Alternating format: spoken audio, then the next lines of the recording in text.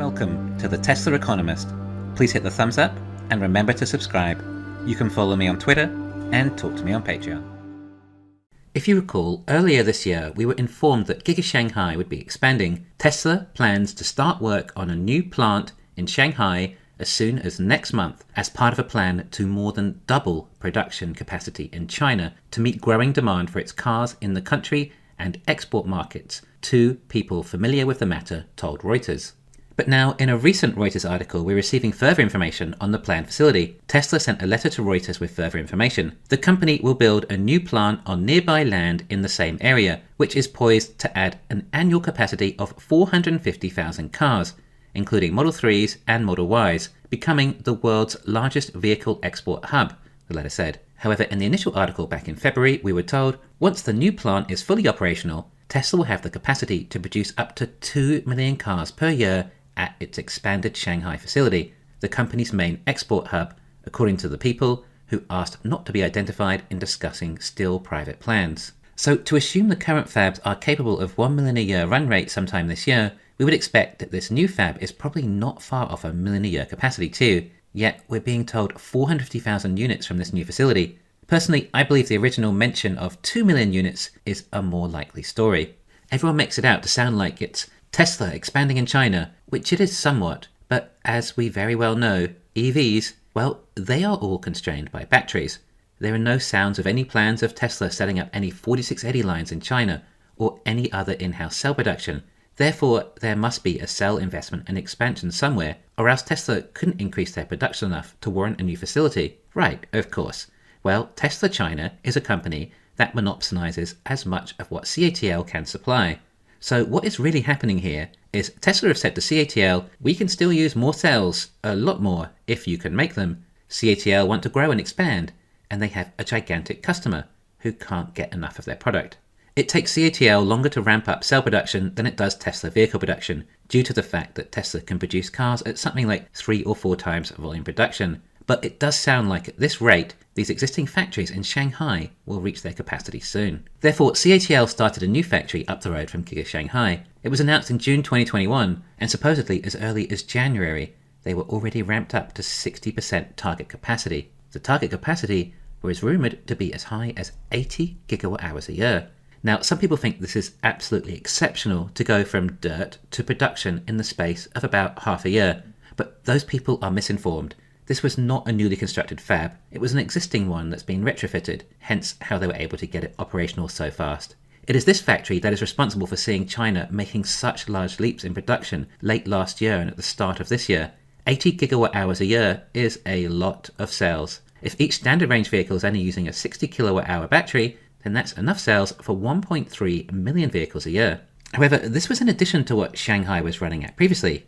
Although Fremont is also using LFP batteries too in their standard range Model 3s, and Megapacks are using LFP, so some extra LFP cells need to be allocated to those. But still, enough cells for 1.3 million vehicles locally made, well that's quite a few, plus all the LG 2170 cells for long range and performance on top of that. Personally, I think Tesla's Shanghai current facilities, especially if Phase 3 is complete, then I think those two fabs are capable of around 1.3 million units a year alone. But just in case we do have this new fab that Tesla are claiming will only have an additional capacity of 450,000. Now, the thing is, if this new fab is also using LFP cells, then I'm not sure if they'll be using structural packs. Perhaps Tesla can redesign the cell packs to become structural with CATL's LFP, as you would expect this new factory to be using all the latest manufacturing techniques, namely cell-to-vehicle integration and front castings. We should be expecting cars rolling off this line in perhaps just over a year's time. Well, that would also coincide with CATL's latest plant. That's right, around the same time Tesla announced their new Shanghai facility, CATL also announced another new one.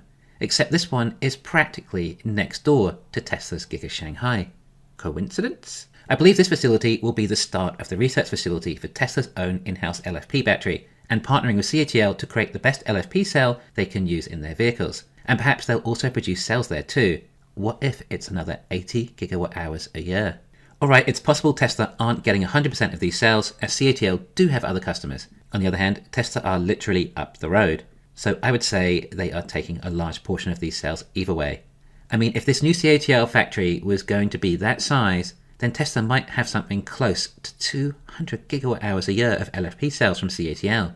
What if the existing fabs can produce closer to 1.5 million run rate, and this new one will be closer to 1 million, and we end up getting to 2.5 million vehicles a year from China?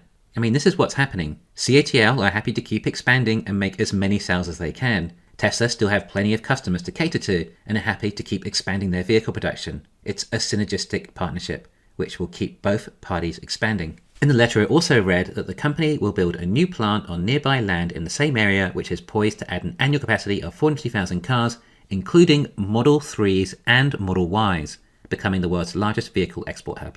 They say add to annual capacity, including Model 3s and Ys. But what other vehicles are there? They won't start producing the S and X there. The Cybertruck is highly unlikely too. The Semi and Roadster, I wouldn't have thought that likely either.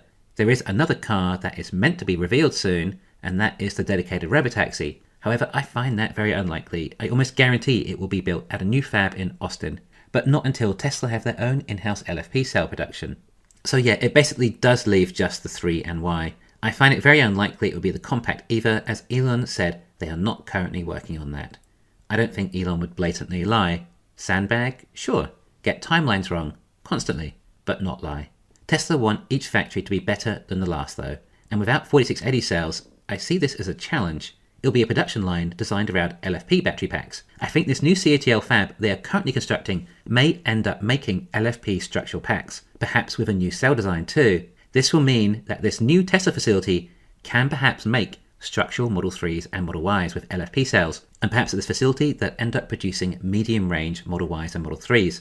Remember, Model 3 is currently not made in Europe either, so they're still exporting Model 3s, and it's a very popular vehicle in Europe. So that would be my best guess, but it is just a guess at this stage.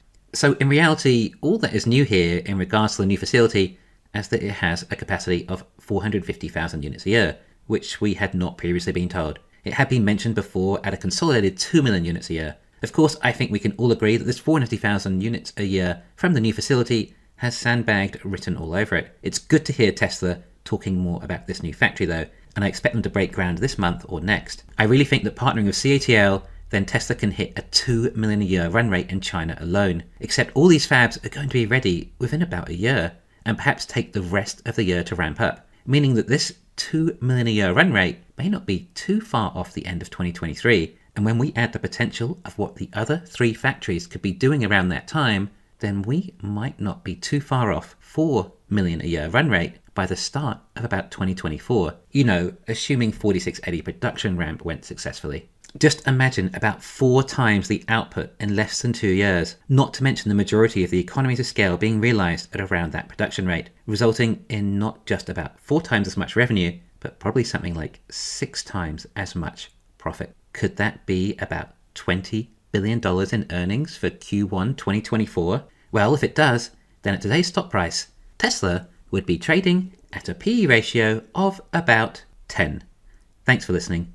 Please hit the thumbs up and subscribe. You can follow me on Twitter and talk to me on Patreon.